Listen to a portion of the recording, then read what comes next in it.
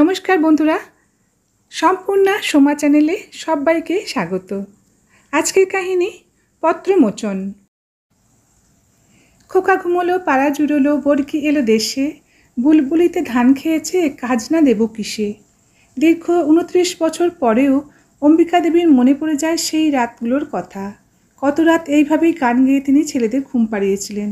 নিজে সেই রাতগুলোতেও দু চোখের পাতা এক করতে পারেননি, আর আজও পারছেন না। হঠাৎ কে যেন দরজায় কড়া নেড়ে বলল, অম্বিকা, জেগে আছিস? নিঃশব্দে দরজা খুলে দাদাকে দেখতে পেয়ে তিনি বললেন, এ কি দাদা, তুমি এখনো ঘুমোওনি? তোর ওই অপদার্থ ছেলেগুলো ঘুমোতে দিলে তো ঘুমাবো। একটু বিরক্তির ভাব জেগে উঠল বিকাশবাবুর মুখে, যেন ভীষণ রেগে আছেন তিনি। কাঁদো কাঁদো স্বরে অম্বিকা দেবী জিজ্ঞেস করলেন, কেন দাদা, কি করেছে ওরা? কি করেনি তাই বল। প্রায় 15-20 বার ধরে টেলিফোন করে সমানে বিরক্ত করে যাচ্ছে। নিজের ভাগ্নে মনে করি বলে এখনো চুপ করে রয়েছি, না হলে রেগে গর্জে কথাগুলো বলছিলেন বিকাশবাবু। অম্বিকা দেবী তাকে থামিয়ে বলেন, না দাদা, অমন বলো না। ওরা নিতান্তই ছেলে মানুষ, নিশ্চয়ই ওদের আমার জন্য মন খারাপ করছে। আর তুমি তো জানো আমি ছাড়া ওদের কেউ নেই। 7 বছর আগে উনি গত হয়েছেন, তারপর থেকে আমি তো ওদের নিজের মতন করে। ওরাই তো আমার একমাত্র আশা ভরসা। বাহ, বেশ বললি বোন, ওরাই তো সব কিছু, আর আমি কেউ না। ছোটোবেলার সব কথাগুলো ভুলে গেছিস দেখছি। তোকে কাঁধে চাপিয়ে এ বাগান সে বাগান ঘুরে বেড়াতাম, গাছে উঠে এই ফুলটা ওই ফলটা পেরে আনতাম, সব ভুলে গেছিস। আরে না গো দাদা, সেই সব দিনকে আর ভোলা যায় কখনো? তুমি আমার কোনো ইচ্ছে অপূর্ণ রাখোনি। একবার পদ্ম পুকুরে নেমে আমার জন্য পদ্ম ফুল নিয়ে এসেছিলে, সেবার তোমার সাপে দংশন করেছিল। কত যন্ত্রণা হয়েছিল তোমার, আমার এখনও মনে আছে। তুমি তোমার টিফিনের টাকা জমিয়ে আমার জন্যে কত কিছুই এনে দিতে গো দাদা। থাক রে সেসব কথা, আজ আর সেদিন নেই। সময়ের অনেক বদল ঘটেছে। যাই হোক, নিচে গিয়ে টেলিফোনটা ধর। তোর ছেলেদের বলে দে বারবার যেন আমাকে বিরক্ত না করে। অম্বিকা দেবী প্রায় দৌড়তে দৌড়তেই নিচে চলে যান ফোন ধরতে। বোনের সেই কথায় কিঞ্চিত আঘাত পেয়ে বিকাশবাবু চোখ মুছতে মুছতে নিচে নামেন। অম্বিকা দেবী টেলিফোনটি কানে ধরে বললেন, হ্যাঁ বাবা বল, কেমন আছিস তোরা?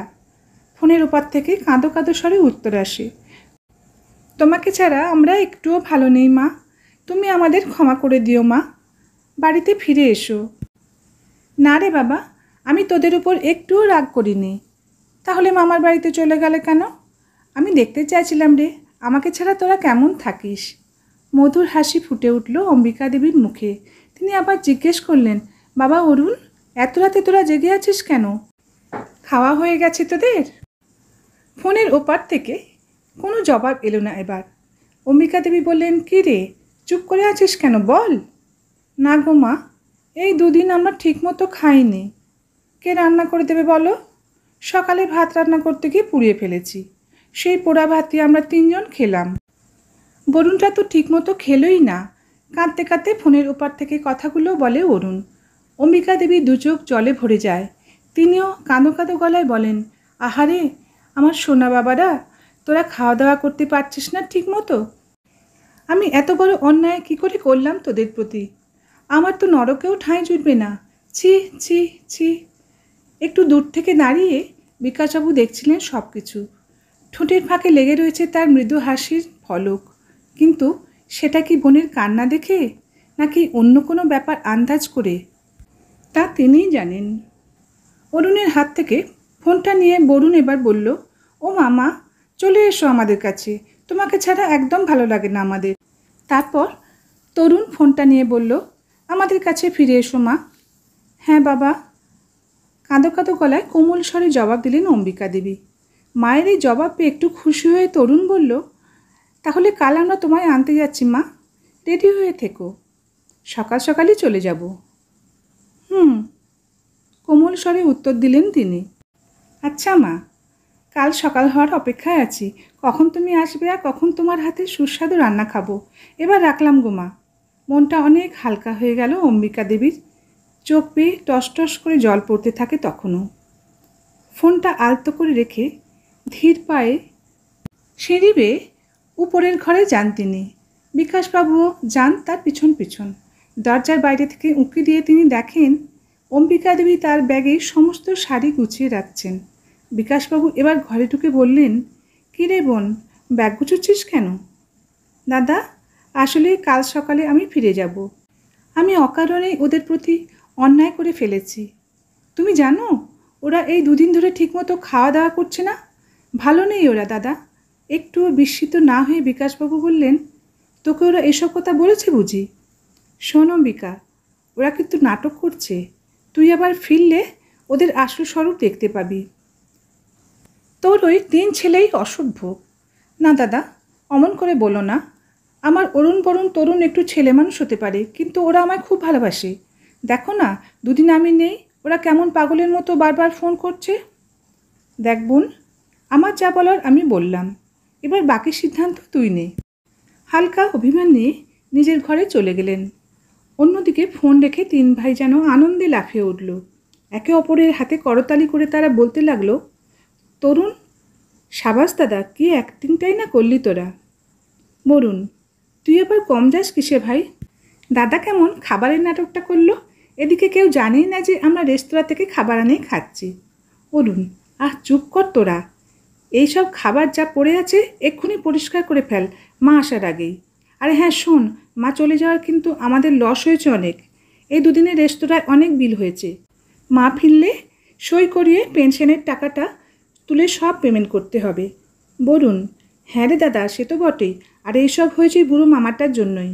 তরুণ, ঠিক বলেছিস, ওই বুড়োটাই যত নষ্টের গোড়া। ওটাই তো মাকে নিয়ে গেছিলো এখান থেকে। অরুণ, নিয়ে গিয়ে তো ভুল কিছু করেনি। তোরা একটা মানুষকে এত অপমান করবি আর তার দাদা সেই মুখ বুজে সয়ে নেবে? শোন, আজ থেকে তোরা পাল্টে যা। মায়ের সামনে এমন নাটক কর যাতে মা মনে করে আমরা আর আগের মতো নেই। আখেরে আমাদেরই লাভ হবে। ওই বুড়োটা তো বিয়ে করেনি। ও বেটা মরলে ওর সম্পত্তি আমরাই পাবো। আর আমরা মায়ের সাথে খারাপ ব্যবহার করলে পাজিটা সব কিছু দান করে দিতে পারে। তাই আজকের পর থেকেই দুজনকে একটু তোষামত করে চলতে হবে আমাদের।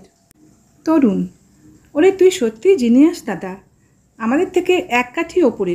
অরুণ, চুপ, আমি যা বলছি তা আমাদের 3 জনেরই লাভের কথা ভেবে বলছি। বরুণ, হ্যাঁ রে দাদা, এটা ঠিক হবে যে আজ থেকে আমরা একটা নতুন নাটক করে যাব যতদিন না সম্পত্তি পাচ্ছি। অরুণ, গুড।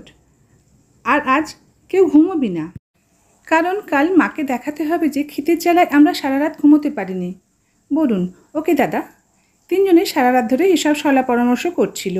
পরদিন সকাল হতে 3 জনে মিলে মাকে আনতে গিয়ে মায়ের পায়ের কাছে একেবারে লুটিয়ে পড়ল। বিকাশবাবু খুব বিচক্ষণ মানুষ। তিনি সহজেই ওদের নাটক ধরে ফেললেন। তাই তিনি আবারও অম্বিকা দেবীকে সাবধান করে বললেন, দেখ বোন, শেষবারের জন্য বলছি, ভেবেচিন্তে সিদ্ধান্ত নে। দাদার পায়ে প্রণাম করে তিনি বলেন, দাদা, আমি যা করছি তা ভেবেই করছি। আমার ছেলেদের ভালো মন্দ দেখার দায়িত্ব আমারই। বলো? বিকাশবাবু খুব রেগে গেলেন। ভাগ্নেদের প্রতি রাগটা তিনি তার বোনের উপরই দেখালেন। অম্বিকা দেবীকে তিনি বললেন, তবে শুনে রাখ অম্বিকা, আজকের পর থেকে আর কখনো আসবি না আমার বাড়িতে। আমার এই বাড়ির দরজা চিরকালের মতো বন্ধ হয়ে গেল তোর জন্য। মনে ভীষণ আঘাত পেলেন অম্বিকা দেবী, তবে মুচকে হেসে তিনি জবাব দিলেন, তুমি চিন্তা করো না গো দাদা, সেই পরিস্থিতি আর তৈরি হবে না কখনো। আমার অরুণ বরুণ তরুণ ওদের ভুল বুঝতে পেরেছে। ওরা আর কখনো ওদের মাকে অসম্মান করবে না। তুমি ভালো থেকো দাদা। এরপর অম্বিকা দেবী তার ছেলেদের সঙ্গে চলে গেলেন সেখান থেকে। অরুণ বরুণ আর তরুণ তাদের নতুন নাটক চালিয়ে যেতে থাকলো। তারা যে তাদের মামার সম্পত্তি থেকে বঞ্চিত হলো, এই কারণে কিঞ্চিত হতাশ হয়েছিল তারা। তবে মায়ের ভাগের সব কিছু যে পাবে সে বিষয়ে তারা নিশ্চিত ছিল। অম্বিকা দেবীর সম্পত্তি কিছু কম ছিল না। পরপর 7 বছর ধরে এই নাটকেই চলতে থাকলো। অরুণ বরুণ তরুণ 3 জনেরই বিয়ে হয়ে গেছে। তরুণের বিয়ে কিছু মাস পর থেকে 3 বউয়ের মধ্যে খুব অশান্তি হতো। তাদের একটাই দাবি যে সম্পত্তি ভাগাভাগি করে সংসার আলাদা করতে হবে। এই নিয়ে দিনের পর দিন ঝগড়াঝাটি লেগেই থাকতো। মাঝে মাঝে ভাইদের মধ্যেও হাতাহাতি হতো। বাধ্য হয়ে অম্বিকা দেবী নিজের সম্পত্তি ভাগ করলেন। এমনকি নিজের ভাগেও কিছু না রেখে সব কিছু ছেলে বউদের দিয়ে দিলেন। সরল অম্বিকা দেবী বুঝতেই পারেননি যে এটা পুরোটাই তার 3 ছেলের পরিকল্পনা। সম্পত্তি ভাগ করার জন্য তারাই এই নাটক করে গেছে। অম্বিকা দেবী কার ভাগে থাকবে এই নিয়ে কথা তোলে অরুণ। তরুণ বলল, আমার তো নতুন চাকরি, তার মধ্যে বিয়েতে অনেকের কাছে ধার দেনা হয়ে গেছে আমার। বরুণ বলল, আমার আগের কাজটা থাকলে মাকে আমি রাখতাম, কিন্তু এখন তো। এবার অরুণ বলল, তোরা তো জানিস ভাই আমার অবস্থা, দিন আনি দিন খাই, আর তোদের বৌদিও তো এখন প্রেগনেন্ট, এরপর আরেকজনের দায়িত্ব বাড়বে সংসারে, তার মধ্যে মায়ের খরচা আমি আর কত কি চালাবো। অম্বিকা দেবী চোখের জল মুছতে মুছতে সেখান থেকে চলে গেলেন। ঠাকুর ঘরে গিয়ে দাঁড় আটলেন। কেঁদে কেঁদে ঠাকুরের আসনে মাথা ঠুকে বলতে লাগলেন, হায় ভগবান, এই দিন দেখার জন্য কি তুমি বাঁচিয়ে রেখেছ আমায়? আমার নিজের পেটের ছেলেটা আজ আমার দায় নিতে অস্বীকার করছে, যাদের জন্য আমি নাকি আমার সারা জীবনের সুখ বিসর্জন দিয়ে এসেছিলাম একদিন। অম্বিকা দেবী ঠিক করলেন তিনি আর সেখানে থাকবেন না, দাদার বাড়িতেও আর ফিরে যাবেন না। নিয়তি তাকে যে পথে নিয়ে যাবে সেই পথের উদ্দেশ্যেই তিনি যাবেন বলে মনস্থির করলেন। রাত্রে সবাই যখন ঘুমিয়ে পড়েছে তখন তিনি একটি সাদা কাগজ নিয়ে অন্তরে জমে থাকা কিছু কথা লিখলেন। তোদের আমার দায়িত্ব নিতে হবে না রে বাবা, তোরা তোদের ভালো মন্দ নিয়ে সুখে থাক। যখন তোদের দরকার ছিল ডেকেছিলিস তখন আমায়, এখন তোদের সব হয়েছে তাই বাড়তি করছিস আমায়। সে যাই হোক না কেন বাবা, তোরা তোদের বউ বাচ্চা নিয়ে সুখে থাক। আমি তোদের আমার দায়িত্ব নেওয়া থেকে মুক্ত করে দিলাম। কাগজখানি বালিশের নিচে রেখে অম্বিকা দেবী অজানা নিয়তির উদ্দেশ্যে রওনা দিলেন। বেরোতে গিয়ে অন্ধকারে কিছুতে একটা হোঁচট খেয়ে পড়ে যান তিনি। দেখতে পেলেন খাটের নিচে ধুলোমাখা সেই বাক্সটা। সেটা খুলতেই মনে পড়ে যায় তার দীর্ঘ জীবনের সমস্ত কথা। মনে পড়ে যায় বিয়ের কথা, স্বামীর কথা, প্রথম সন্তান হওয়ার আনন্দ, এইসব আরও কত কী কথা মনে মনে ভাবতে থাকেন তিনি। সেই 22 বছর আগে স্বামীর হাত ধরে প্রথম এই বাড়ির চৌকাঠে পা রেখেছি। আজ 3 কুড়ি পেরিয়ে গেল, সেই চৌকাঠ ডিঙিয়েই আমাকে চলে যেতে হচ্ছে। কিছুক্ষণ স্মৃতিগুলো আঁকড়ে থাকার পর সেগুলোকে আবার বাক্স চাপা দিয়ে তিনি বেরিয়ে পড়লেন এক কাপড়ে। চলতে চলতে কোনো এক অদৃশ্য বাঁধন যেন বারংবার তার পথ রুদ্ধ করে চলেছে, যেতে বাধা দান করছে। অম্বিকা দেবী তবু সেই বাঁধনকে উপেক্ষা করে ধীর পায়ে চলতে থাকলেন। চারপাশ যেন অমাবস্যার অন্ধকারে আচ্ছন্ন রয়েছে, আর তিনি সেই অন্ধকারের পথেই ধেয়ে চলেছেন। হঠাৎ একটা শক্ত কিছুতে হোঁচট খেয়ে তিনি পড়ে গেলেন এবং অনেক চেষ্টা করেও উঠে দাঁড়াতে পারলেন না।